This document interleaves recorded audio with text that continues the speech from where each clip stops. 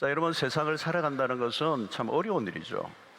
사는 게 어려워요. 치열하고 전쟁과 같습니다. 예. 근데 진짜 어려운 것은 무엇입니까? 진짜 어려운 것은 어려운 게 아니에요. 진짜 어려운 게 뭐냐면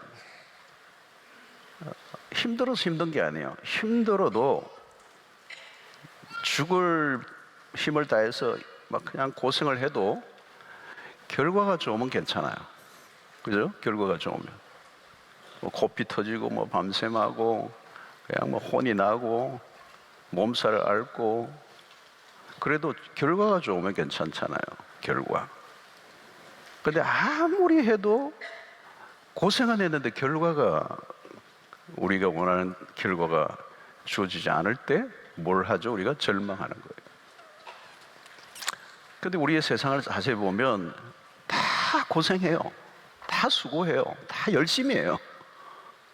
근데 거기에 맞는 열매를 얻지 못하는 것이 대부분이에요.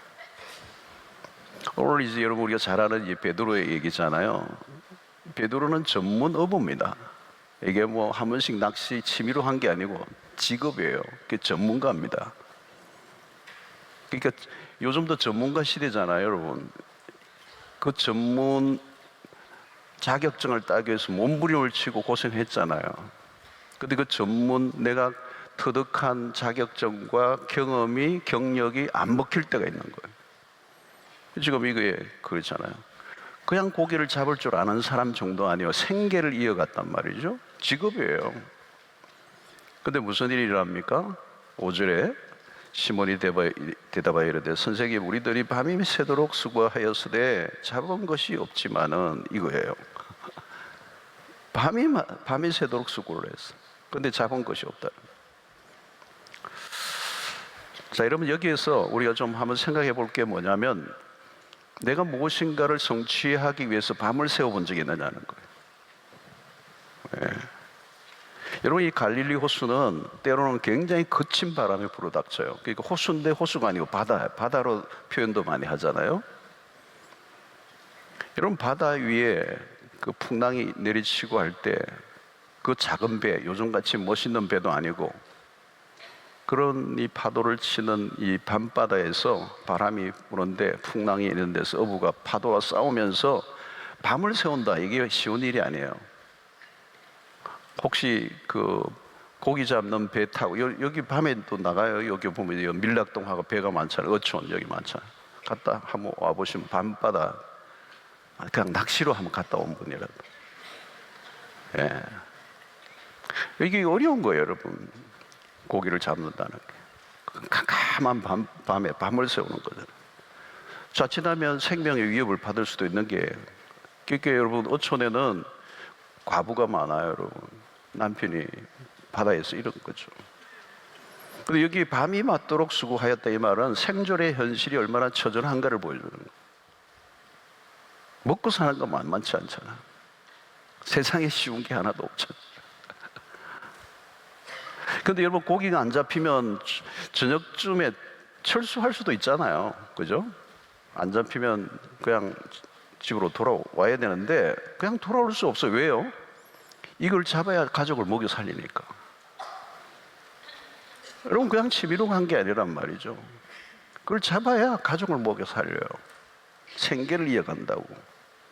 직업이란 말이죠. 근데 못 잡았으니까 밤 12시쯤에 돌아오고 싶은데 잠은 오고 위험하고 안 잡히니까 와야 돼요. 근데 베드로는 밤을 샌 거예요. 와, 여기서 가장의 처절함이 와요, 과장들. 조금만 더 했겠죠. 그렇죠? 그것이 1시간이 되고 2시간이 되고 새벽 3시가 되고 4시가 되고 고기는 안 잡히고 새벽에 동이 터오는 거예요. 포기하고 싶은데 가족들이 어른거리잖아요. 아빠, 오늘 뭐 사줘, 이러고 이런 얘기들이 막 들릴 거 아니에요. 이거 사가지고 이거 가야 되는 거예요. 고기를 잡아야 돼요. 여러분 가장들은요, 그 가족 먹여 살려야 된다는 그 무거운 짐이 이게 엄청난 거예요. 남성이 지고 있는 짐이에요. 그래서 우리 이 파도와 싸우면서 밤을 지새우는 사투를 다했던 이 시몬 베드로의 모습을 상상해 볼 필요가 있어요. 2절에 보니까 호숫가에 배 두 척이 있는 것을 보시니 어부들은 배에서 나와서 그물을 씻는지라. 밤을 새우고 한 마리도 못 잡고 이제 그물을 씻고 있는 거예요. 몰골이 말이 아니겠죠, 여러분. 그물을 씻고 있는, 밤을 샜는데요, 한 마리도 못 잡았으니까 고생은 고생대로 하고 허탈하고 아무것도 손에 잡은 게 없으니까 그 마음, 육체와 마음의 모든 것들이 쫙 깔아앉아 있는 거예요. 그물을 씻고 있는데 막 이게 그물을 씻는지 내가 뭐를 씻는지 모르겠어. 그냥 피곤이 꽉 절여 있고 짜증도 좀 나고 누가 건드리면 막 욕이 나올 것 같고 죽도록 해봤는데 죽도록 한 거예요.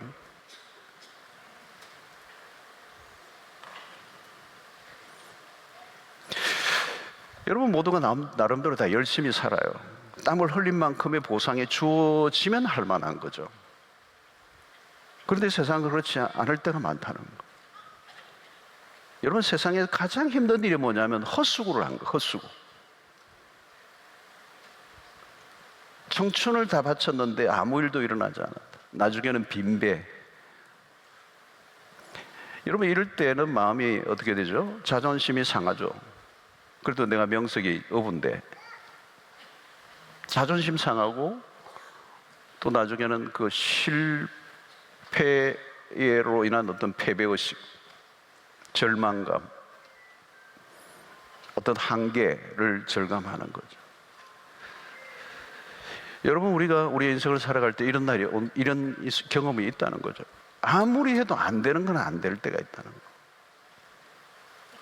내 재주가 안 통하고 내 경험이 안 통하고 내 전문성이 안 통하고 내 열심이 안 통하는 순간이 온다는 거예요. 우리의 인생에 그런 때가 있다는 거예요. 베드로가 여러분 고기가 그렇게 안 잡힐 줄 어떻게 알았겠어요? 왜 안 잡히는지 이유도 몰라. 이유라도 분석이라도 좀 하면 모르지만 그렇게 숱하게 했는데도 안 잡히는 거예요. 원인도 모를 거고 이유도 알 수가 없어요. 그 바다 그 깊은 곳을 들여다볼 수도 없고 왜 그날을 안 잡혔는지 모르는 거예요. 우리 인생에 왜 실패를 했는지, 왜 안 됐는지 난 정말 계산하고 모든 걸 쫙하게 따져서 될 줄로 알고 했는데 그 사업이 안 되는 거예요. 여러분 이때 우리는 절망감을 느끼는 거죠. 근데 여러분 이 절망감이 대충 절망을 하면 안 돼요. 그럼 누가 절망을 하느냐 하면 죽도록 해보고 난 다음에 절망, 그걸 해봐야 돼요. 대충 실패한 사람은 자기 자신에 대한 기대가 남아있어요. 그러나 깊은 절망을 맛본 사람은 더 이상 자기에 대한 기대감을 가지고 있지 않아요. 자존심도 없어요. 여러분 자존심이 남아있는 사람은 아직 갈 길이 좀 더 남아있어요. 여러분 사람이 자존심이 잘 안 죽어요. 어떤 사람은 뭐 실패하고 다 깨졌는데도 이상한 철학을 막 붙들고 있어요. 자기 자랑이 아직도 남아있고 자기 주장이 있고 자아가 아직도 살아있는 거예요. 자신의 한계를 인정하지 않으려고 하는 거예요. 여러분 하나님은 우리의 적나라한 모습을 보기를 원하세요. 우리의 실상을 언제 우리가 우리의 실상을 보게 되느냐? 실패했을 때는. 완전한 실패예요. 완전한 실패. 밤이 새도록 한 마리도 잡지 못합니다. 완전한 실패. 그때 허무와 절망을 맛보는 거죠. 여러분 우리가 주님이 언제 우리에게 찾아오십니까? 하나님은요 언제든지 우리를 만날 준비를 하고 계세요. 하나님은 계속 기다리고 계세요. 사실은. 근데 우리가 준비가 안 되는 거예요. 우리 편에서 준비가 안 돼요. 하나님은 멀리 계시는 분이 아니에요. 언제나 기다리고 계세요. 언제나 만날 준비를 하고 계세요. 문제는 우리가 그 하나님에 대해서 마음의 문을 열지 못하고 있는 거예요. 왜? 내 자신의 것으로 꽉 차 있기 때문에, 내 힘으로, 내 재주로, 내 능력으로, 내 실력으로, 내 경험으로, 내 전문성으로 뭔가 할 수 있다고 생각하는 거예요. 여러분, 우리는 우리의 영이 준비되기만 하면요, 하나님은 언제든지 우리를 만날 준비가 되어 있어요. 여러분, 우리는 평소에 하나님의 말씀이 잘 귀에 안 들어와요. 안 들어와요. 잘 들으려고 하지 않는 거예요. 이 철야에 오신 분들은 많이 열려신 분들이죠. 그래서 제가 굉장히 설교하기가 좋아요. 사실은 비밀인데 철야에 설교하기가 훨씬 더 편하네요. 여러분들이 들으려고 많이 준비해서 오신 거기 때문에. 그리고 철야에 오신 상당한 분들은 뭔가 기도에 내 인생에 풀 수 없는 문제를 가지고 있기 때문에 오신 거예요. 맞죠? 어떤 한계를 느끼니까, 내 힘으로 안 되니까 그 절망을 맛본 거예요.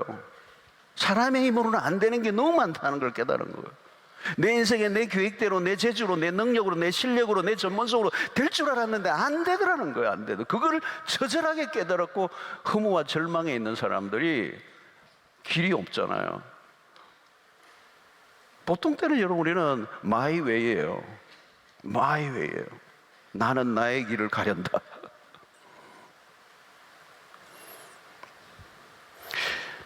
주님이 지금 정확한 때 그냥 오신 게 아니에요. 이 시몬에게 그냥 온 게 아니에요. 정확한 때에 지금 베드로에게 찾아오신 거예요. 4절에 보니까 말씀을 마치시고 시몬에게 이르시되 깊은 데로 가서 그물을 내려 고기를 잡아라. 깊은 데로 가서. 여러분, 이 깊은 곳은 많은 의미를 담고 있어요. 많은 의미, 굉장히 많은 의미를 담고. 깊은 데로 가서. 이 깊은 곳이라는 말은 위대함 혹은 불가사의함, 이런 뜻도 담고 있어요. 그게 무슨 일이 일어나는지 모르죠. 그런 엄청난 뭐가 있는 거죠, 거기에. 또 이 깊은 곳은 통제할 수 없는 곳이잖아요. 깊은 곳, 위험한 곳입니다. 그리고 이 깊은 곳으로 가려고 하면 나의 의지적 결단이 필요해요. 여러분, 이 깊은 곳은 어디입니까? 또 베드로가 밤을 새워서 고기를 잡던 곳이에요. 다시 말하면 실패를 경험한 곳입니다. 베드로는 가고 싶지 않겠죠. 그거 밤새 헤매다가 고생하다가 왔는데 왜 또 그리로 가요? 뭐 실패를 재확인하라고 하게 하려고 가라고 하시는 거예요? 여러분, 그 실패의 자리가 굉장히 중요한 것이죠. 그 절망을 맛본 그 자리에서 하나님 뭔가를 하시려고 하는 거죠. 우리는 피하고 싶은데 하나님은 그 실패의 자리에, 내가 밤이 맞도록 수고를 했던 그 자리에서, 실패를 맛본 그 자리에서 하나님은 뭔가를 하시려고 하시는 거예요. 자, 베드로의 반응이 뭐죠? 5절에 보니까 시몬이 대답하여 이르되 선생님, 우리들이 밤이 새도록 수고하였으되 잡은 것이 없지만은 말씀에 의지하여 내가 그물을 내리리다 하고 그랬습니다.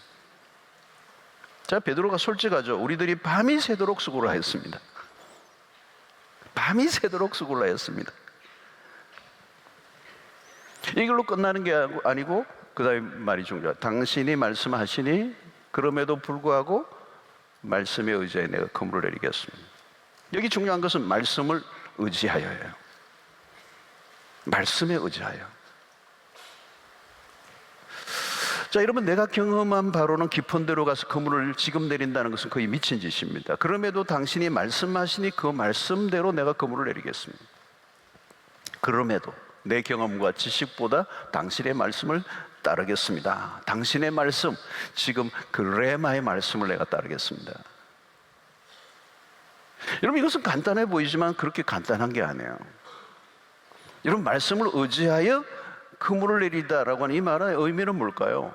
지금의 상황보다 하나님의 말씀을 선택하겠다는 것이잖아요. 상황은 아니란 말이에요. 잡을 시간도 아니고 벌써 내가 밤을 새워 회받고 안 되는 거예요. 그 상황 자체는 아닌데 내가 말씀을, 당신이 말씀하니 그 말씀을 내가 선택하겠습니다. 말씀에 의지하려고 하면 내가 의지하고 있던 걸 내려놓아야 되겠죠. 나의 방식, 나의 스타일을 고집하면 안 돼요. 말씀을 붙들려고 하면 다른 걸, 내가 붙들고 있는 걸 내려놓아야 되는 거예요. 여러분, 예수님은 간단하게 한마디 하셨습니다. 깊은 데로 가서 그물을 내려놓아요. 간단해요. 설명도 없어요. 왜? 없어요. 근데 베드로가 말씀에 의지해 그물을 내렸습니다. 무슨 일이 일어났죠? 상상 초월의 일이 일어났어요. 그물이 찢어질 정도로 고기가 잡혔어요. 무엇을 의미하죠? 말씀의 위력입니다. 말씀이 현실이 된 것입니다. 말씀이 실제가 된 것입니다. 사랑하는 성도 여러분, 이것은 어려운 게 아니에요. 왜?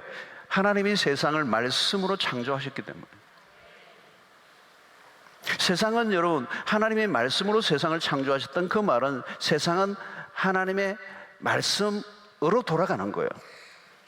그냥 돌아가는 것처럼 보이지만 하나님의 말씀의 원리대로 돌아가는 겁니다. 하나님의 말씀으로 세상을 통치하시는 것이고 하나님의 말씀으로 모든 것을 끌어가시는 것입니다. 여러분, 예수님은 평소에 말씀을 의지하여 사셨습니다. 마귀가 예수님에게 시험을 걸었죠. 이 돌들이 떡이 되게 하라 할 때 마태복음 4장 4절 유명한 말씀이죠. 예수께서 대답하여 이르시되 기록되었으되 사람이 떡으로만 살 것이 아니요 하나님의 입으로부터 나오는 모든 말씀으로 살 것이라 하였느니라 하시니. 여러분, 주님의 말씀을 얼마나 사랑하시는 분인가를 우리에게 보여줘요. 마귀가 공격을 하는 순간 예수님은 명확하게 말씀을 가져와요. 떡이라고 하는, 자기가 40일 동안 금식을 한 예수님의 육체를 가지고 계시는 예수님에게 있어서 떡이라고 하는 이 현실은 너무도 절박한 거예요. 그런데 말씀을 선택하시는 거예요. 떡은 지금 상황의 문제예요. 말씀은 상황과 거리가 먼, 그러나 그 말씀을 선택한 거죠. 떡으로만 사는 것이 아니요, 떡이 훨씬 더 크게 보일 수도 있어요. 그런데 떡보다 말씀을 선택했다는 거예요. 사랑하는 성도 여러분, 말씀을 붙들면 떡도 따라와요. 그러나 떡을 붙들면 말씀도 떡도 다 놓칩니다. 주님은 떡보다 말씀을 의지하셨습니다. 주님은 말씀의 위력을 실감하며 사셨습니다. 말씀이 이루어지는 것을 믿었던 거죠. 여러분, 우리가 이 어려운 분들에게 여러 가지 이제 도움을 줄 때 돈을 얼마 줄 수는 있어요. 돈이 필요한 분에게 돈을 도와줄 수는 있어요. 여러분, 그것은 온전한 도움이 아니에요. 진정한 도움은 하나님의 말씀을 주어야 돼요. 목이 마르면 우선 물을 주죠. 그러나 그 물로는 온전한 해결이 안 돼요. 샘물로 데리고 가야 돼요. 여러분, 요한복음 4장 14절의 말씀, 내가 주는 물을 마시는 자는 영원히 목마르지 아니하리니. 그러니까 여인이 물동이를 버려두고 동네로 뛰어들어간 거죠. 물동이가 뭐예요? 떡과 같은 거예요. 당장에 목을 적셔주는 물, 여인은 그걸로 연명하며 살아왔어요. 그러나 더 이상 그게 필요하지 않는 순간, 그러니까 던져버린 거죠. 말씀의 떡이요 생명의 근원이신 그리스도를 만났기 때문에 그럽니다. 여러분, 말씀을 따라가 살면 떡도 따라와요. 말씀을 쫓아가면 거기에 모든 것이 들어있어요. 말씀에 의지하면 거기에 모든 것이 간에 다 있다는 거죠. 말씀의 능력은 무한합니다. 여러분, 우리는 오해합니다. 사람이 말씀으로만 사는 게 아니고 다만 떡으로 살 것이니라. 밤늦은 시간에 자세히 안 들으면 헷갈리는 말씀이에요.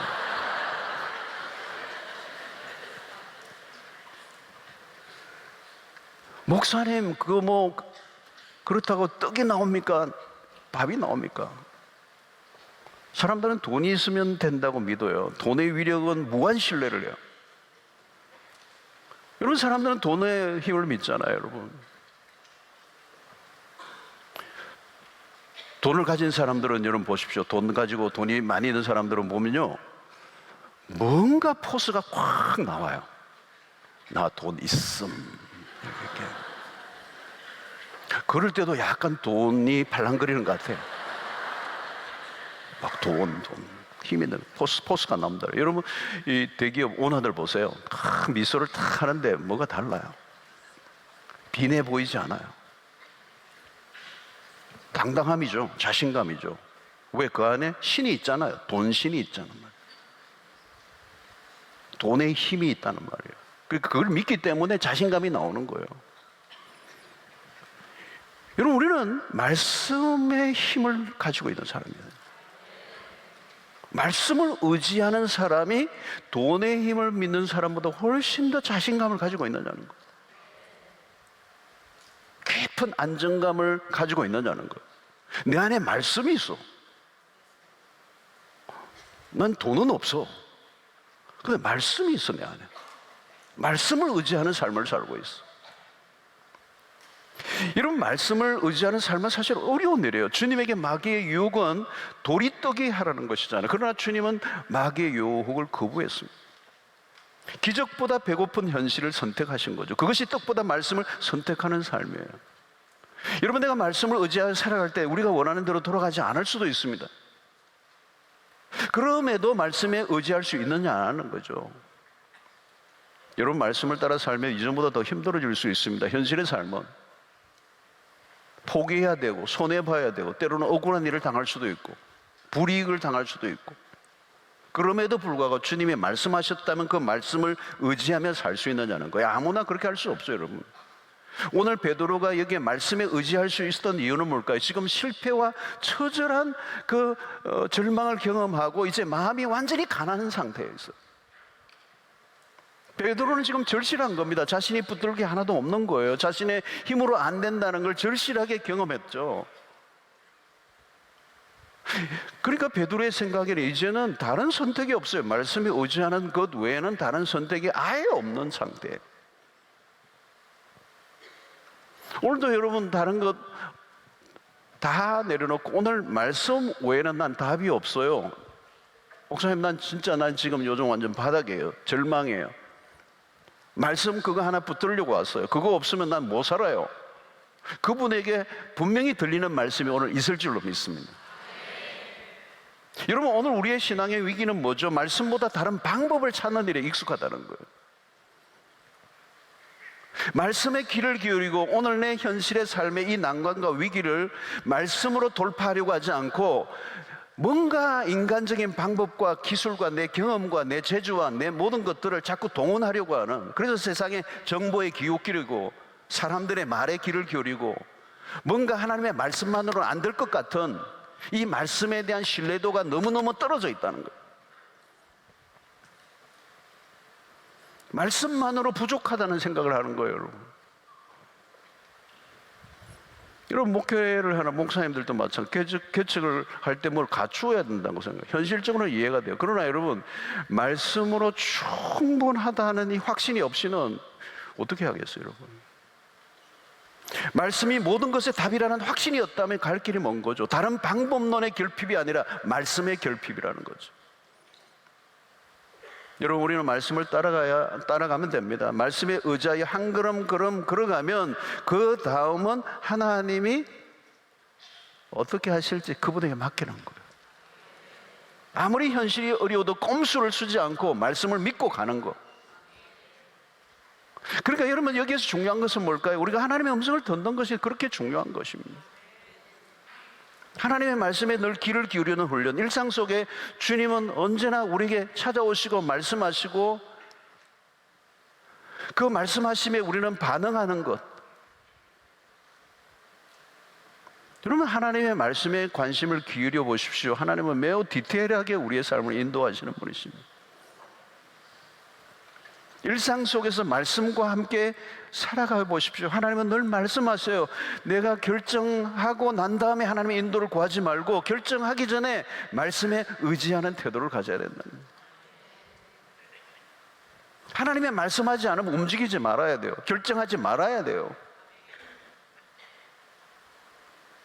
여러분, 그러므로 우리가 평소에 하나님의 말씀을 가까이 하고 그 말씀에 민감하고 그 말씀에 귀를 기울이고 그 말씀을 구하는 이런 태도가 우리의 삶의 일상이 되고, 그래서 날마다 묵상하고 그 묵상을 통하여 하나님의 인도를, 하나님의 음성을 기다리고, 때로는 세미한 음성으로, 때로는 폭포수 같은 말씀으로 계속해서 내 삶에, 그래서 순간순간 그 말씀 속에 살다 보면, 내가 묵상한 말씀들이 내 안에 있으면 순간순간 어떤 일들을 결정할 때마다 그 말씀이 떠올라.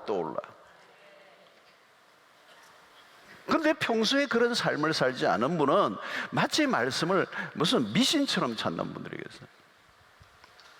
요즘 우리나라 점쟁이들이 얼마나 많은지. 예수 믿는 사람들도 간혹 간다는 정보가 있어요. 오죽 답답해서 그 가나 하겠지만, 여러분, 이게 신앙생활도 점치듯이 믿는 거죠. 또 위험한 것입니다. 평소에 하나님의 음성에 귀를 기울이고 하나님의 말씀하심에 그 말씀에 의지하는 것, 말씀을 의지하는 거예요. 그리고 말씀을 의지할 때 그 말씀을 의지하는 걸 뭘 표현하는 거예요? 그물을 내리는 거죠. 순종하는 거잖아요, 여러분. 내가 말씀에 의지하여 그물을 내리리다 했잖아요. 지금 그물을 내릴 시간이 아니에요. 합리적이지 않아요. 상식적이지 않아요. 자기 경험상 못 쓴다는 거예요. 근데 말씀을 하셨으니까 말씀에 의지하여 내가 그물을 내리리다. 그 말씀에 의지하는 분명한 태도는 그 말씀을 듣고 그 말씀에 반응하는 실제적인 행동이 있어야 된다는 거예요. 몸을 맡겨라는 거죠. 위험하고 모험이라 할지라도 행동이 가야 된다는 거죠. 위험한 선택을 하라는 거죠. 그래서 우리가 보기에는 굉장히 안 될 것 같고 위험한 상황처럼 몰아가시는 것 같아도 말씀을 의지하여 내려가라는 거예요.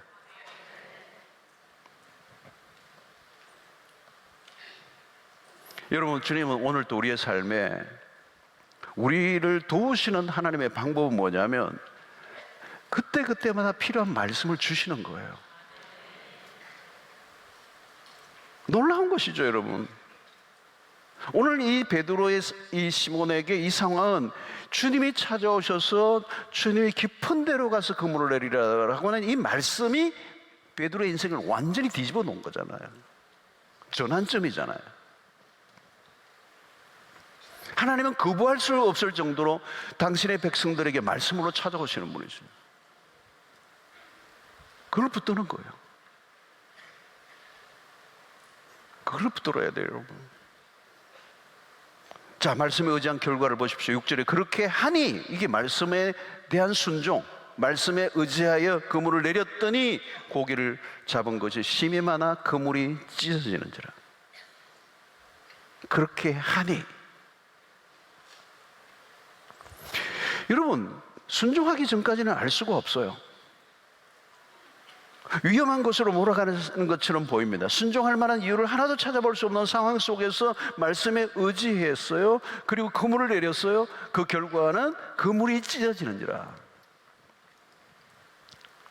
자, 여러분, 밤이 새도록 수고를 하였으되 잡은 것이 없는 이 빈 그물의 상황과 그 그물에 지금 어마어마한 고기들이 잡혀서 찢어지는 이 상황은 대조되는 거잖아요.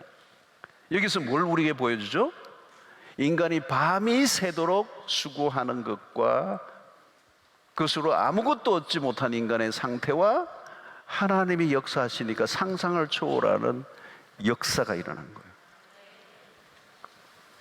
밤이 새도록 몸부림을 친 결과와 말씀을 의지한 결과는 하늘과 땅 차이예요. 얻어낸 결과는 비교가 안 돼요.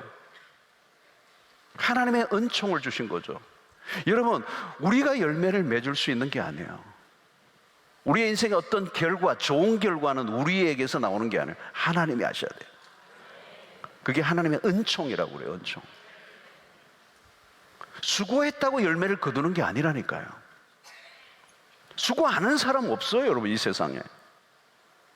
근데 수고로 열매를 거두는 게 아니라는 걸 알려주는 거예요. 말씀대로, 말씀에 순종할 때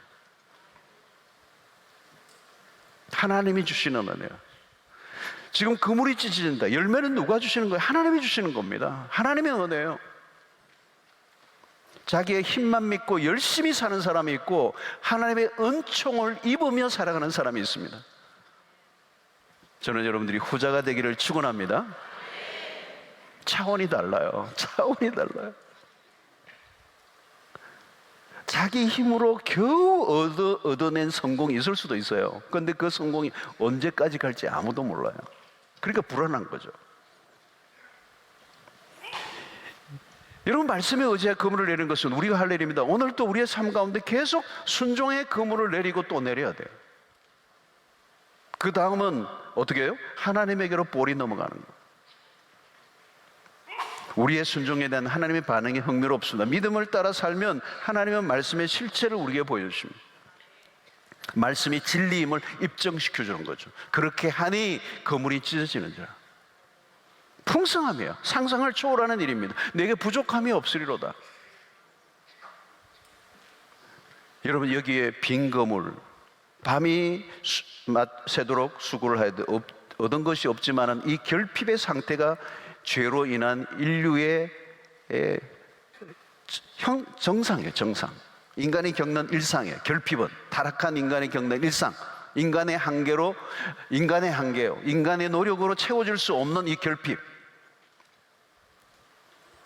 오늘 이것을 베드로는 극복한 것이죠. 하나님의 말씀에 의지하여 내렸을 때 하나님이 하시는 일을 경험한 것이죠.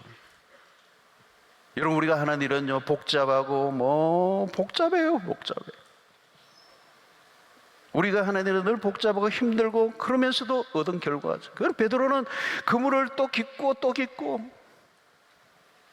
기워도 또 구멍이 생기고 물고기하고도, 여러분, 물고기를 잡으려면 물고기도 머리 있어요?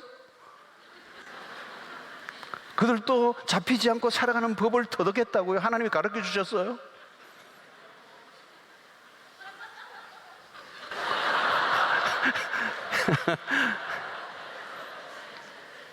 여러분, 한 마리 잡으려고 해보세요. 낚싯대 가지고 와서 잡히나가. 머리 좋아요?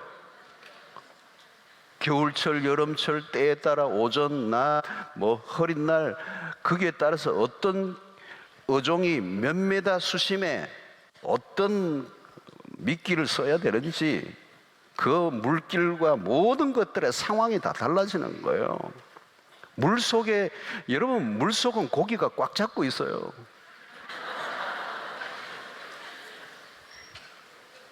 우리의 실력과 기술이 안 통할 때가 있다는 얘기예요, 여러분.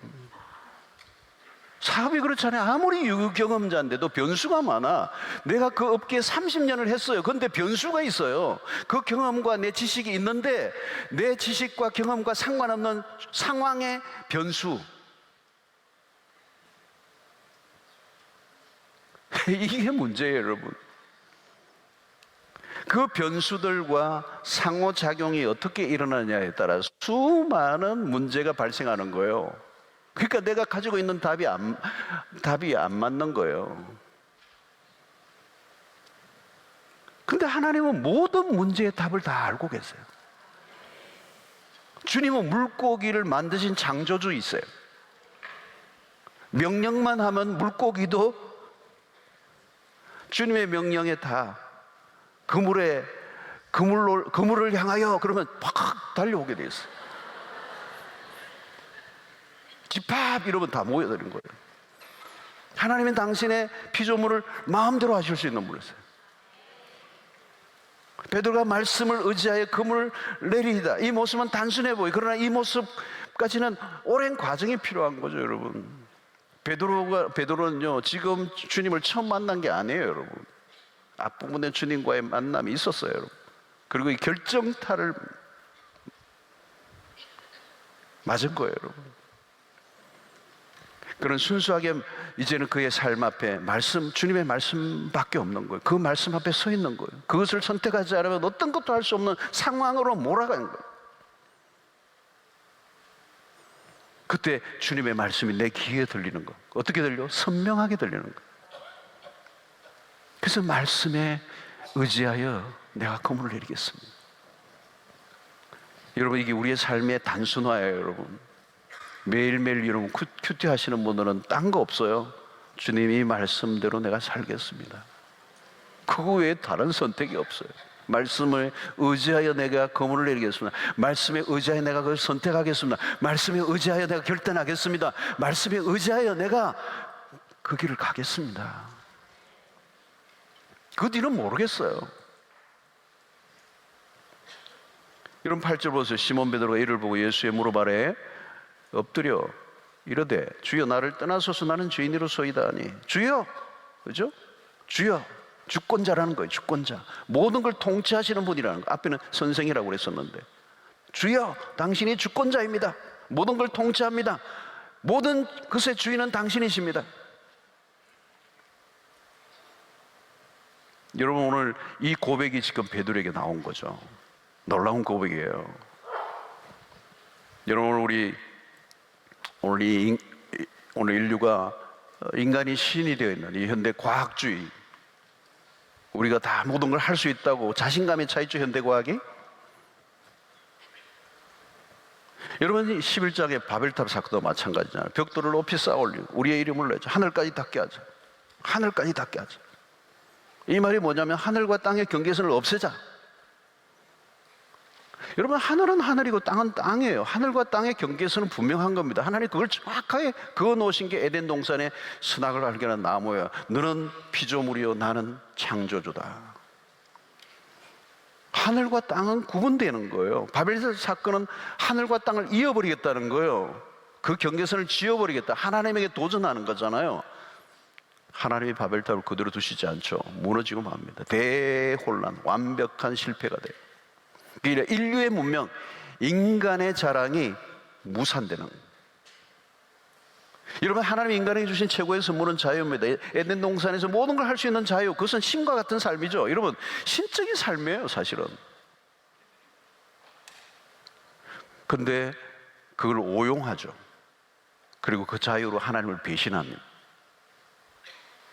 인간의 자율성이 우상숭배로 변질된 거예요. 인간이 노력을 하면 많은 걸 손에 쥘 수 있어요. 이 벽돌을 쌓는다는 거, 이게 이런 문명이잖아요. 그죠? 문화고. 인간의 의지와 노력과 전문성이 들어가서 높이 쌓는 거잖아요. 높이 샀어요. 근데 상당히 갈 수 있었어요. 그러나 그게 얼마나 위험한가는 거예요. 여러분, 인간이 할 수 있는 일이 상당히 많이 있어요. 자유를 갖고 있기 때문에 신적인 삶을 살고 인간이 자기의 노력을, 자기의 인간의 한계에 도전하며 어마어마한 일을 해요. 그죠? 우리의 이 머리 안에 엄청난 게 들어있잖아요, 여러분. 상당히 뭔가를 얻을 수 있어요. 성취할 수 있어요. 그러나 베드로를 통해서 우리가 보여주는 것은 그 인간의 노력의 끝 지점에서의 최상의 최악의 경험을 한 것입니다. 밤이 맞도록 아무리 해도 안 되는 경험, 백약이 무효한 거, 어떤 처방도 내려도 답이 없는 거, 길이 보이지 않는 거, 인간의 노력만으로는 안 된다는 거. 근데 여러분, 이것을 베드로를 통해서 우리가 보여준데 우리의 많은 사람들은 이것을 깨닫는데 시간이 너무 많이 걸리는 거예요. 그래서 지금도 베드로처럼 자기의 인생의 전문성과 경험과 지식과 모든 걸 동원해서 아직도 자기의 힘으로 성취하기 위해서 몸부림을 치고 있는 사람들이 숱하게 있는 거죠. 베드로는 지금 예수의 무릎 앞에 엎드립니다. 항복! 이 엄청난 사건 앞에 베드로의 눈이 열린 거예요. 그리스도가 그냥 하나의 선생이 아니라 하나님이신 걸 알게 돼요. 그 하나님에 대한 눈이 열리니까 이 배에 타신 그분이 메시아임을 보게 되자 그리스도를 만나자 자기 자신이 누구인가 보여진 거예요. 그래서 나는 죄인이로소이다 나를 떠나소서 한 거예요. 여러분, 여기에서 자기 자신이 누구인가를 분명히 깨달은 거죠. 사랑하는 성도 여러분, 인생의 전환점은 우리의 노력이나 경험이나 방법에 달려 있지 않다는 것을 깨닫고 하나님의 말씀에 의지할 때, 그 말씀이 우리의 삶의 현실이 되는 걸 경험할 때 another level, another class가 되는 거예요. 말씀을 붙들고 사는 것, 말씀을 의지하고 사는 것, 그것이 베스트. 요한일서 2장 16절 17절 50 이는 세상에 있는 모든 것이 육신의 정욕과 안목의 정욕과 이생의 자랑이 다 아버지께로부터 온 것이 아니요 세상으로부터 온 것이라. 이 세상도 그 정욕도 지나가되 오직 하나님의 뜻을 행하는 자는 영원히 그하느니라. 뭐예요? 다 지나간다는 거예요. 오직 하나님의 뜻을 따라 살아가는 것만 남는다. 그게 뭐예요? 순간순간 하나님의 말씀을 붙들며 살아가는 삶. 여러분 너무 복잡하게 생각하지 마세요. 내가 모든 걸 다 해결하려고 하지 마십시오. 한계를 인정하십시오. 하나님은 우리를 잘 아세요. 우리에게 가장 필요한 순간순간마다 말씀을 주시는 분입니다. 문제는 딴 게 아니에요. 그 말씀을 잘 못 듣는 거예요. 못 듣는 거. 여기에 관건이 있는 거예요. 영적 난청 현상이 난청.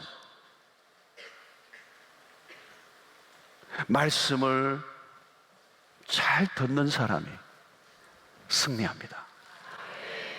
말씀을 잘 듣고 순종하는 사람을 하나님이 사용하십니다. 우리의 열심이 아닙니다, 여러분. 우리의 재주와 우리의 능력이 아닙니다. 우리가 좀 더 노력하면 어떤 결과를 얻을 것이다, 그렇게 생각하면 아직도 갈 길이 먼 거예요, 여러분. 여러분 인생의 바닥을 칠 때 세상 사람들은 절망합니다. 왜 절망합니까? 끝이라고 여기니까. 그러나 여러분 우리는 아니에요. 절망의 시작점이에요. 그때 하나님이 기다리고 계신다는 거예요. 그때 그 절망의 순간에 귀가 열리고 하나님의 음성이 들려지면 그게 복이 되는 것입니다. 말씀이 들리면 삽니다. 말씀이 길이요 빛이요 답이요. 여러분 우리의 실력을 닫고 겸비하는 것 필요해요. 그러나 더 중요한 게 있어요. 하나님의 말씀에 눈을 떠가는 것입니다. 누가 가장 강력한 삶을 살 것입니까? 하나님의 말씀을 잘 듣는 사람이에요. 하나님의 말씀에 귀가 열리는, 그를 이길 자가 없습니다. 하나님은 누구를 사용하실까요? 말씀을 들을 준비가 되어 있는 사람이에요. 우리는 기적을 구하는데 기적이 아니에요, 여러분. 오늘 우리의 삶에 어떤 문제가 막 꼬이고 꼬여서 실패해 갔을 때 빨리 이게 회복되는 걸 원하는데 그 회복되는 게 문제가 아니에요, 여러분. 그게 회복되어도 또 문제가 생겨요. 중요한 것은 우리의 일상 속에서 하나님의 말씀을 듣고 그 말씀에 계속해서 한 걸음 한 걸음 걸어가는 그 일상의 삶으로 회복되지 않으면 우리에게는 답이 없어요. 말씀에 길들여져가는 인생이 되어야 된다는 거예요. 아마 이거 수도 없이 우리가 들었던 메시지의 반복이에요, 제가 얘기하는 거. 상황에 설득당하지 말고, 상황은 끊임없이 우리에게 상황에 우리가 적응하라고 막 몰아가잖아요. 위협하잖아요. 그 상황에 겁먹지 말고 설득당하지 말고, 상황이 아무리 망가져 있다 할지라도 그 상황에 설득당하지 말고 말씀에 설득을 당해야 강력한 삶이 일어나는 거예요. 여러분 우리가 이룰 수 있다고 생각해서는 안 됩니다, 여러분. 우리가 뭘 이룰 수 있겠어요? 이룰 수 없어요, 여러분. 아직도 내 힘과 내 재주와 내 능력으로 뭔가를 이룰 수 있고 내 인생을 개척해 나갈 수 있다고 믿고 있는 사람들이 있다면 여러분 고생길이 남아있는 거예요. 그러니까 절망을 해도 대충 절망하면 안 돼요. 완전한 절망을 해야 돼요. 그러니까 베드로가 밤이 새도록, 이게 굉장히 중요한 거예요. 한 12시 정도까지만 하고 집에 갔으면 내일은 1시까지도 하면 오자 이럴 거예요. 미련이 남아있는 거예요. 자기의 노력으로 하면 될 것 같은 착각과 환상을 가지는 거예요. 우리의 인생의 진정한 결과는, 진정한 열매는, 진정한 축복은 하나님이 주시는 거예요. 그걸 보여주시는 거예요. 우리의 노력으로 이루어 줄 수 있는 인생이 아니라는 거예요. 그러면 자기 길을 걸어가면 되는 거예요. 내 힘과 내 재주와 내 능력과 내 경험과 내 모든 지금까지 살아왔던 스킬로 된다면 그 길로 가면 돼요. 그런데 안 된다는 거예요. 그런데 그 안 된다는 걸 못 깨닫고 살아가는 사람들이 너무 많다는 거예요. 왜? 아직도 자기 자신에게 소망을 두고 있는 사람들이란 말이죠.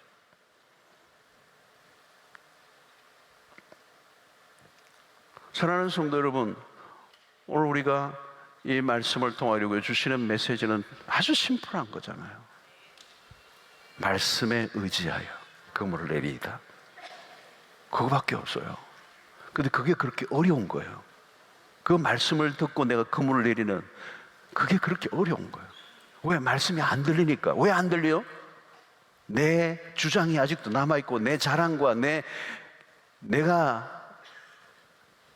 내 교만이, 내 자만심이, 내 자존감이 아직도 남아있는 거예요. 하나님의 말씀이 답이에요. 그 말씀이 들려줘야 돼요. 난청을 회복해야 돼요. 클리어하게 들려야 돼요. 말씀이 주어지지 않았는데 행하면 그 결과는 하나님이 책임질 수가 없어요. 그게 보통 우리가 겪었던 모든 삶의 고통들이에요. 실패예요. 말씀 없이 갔던 그 길에서 당한 그 실패와 좌절이 우리의 인생의 얼룩짐 아니에요. 그렇게 살지 말라는 거잖아요.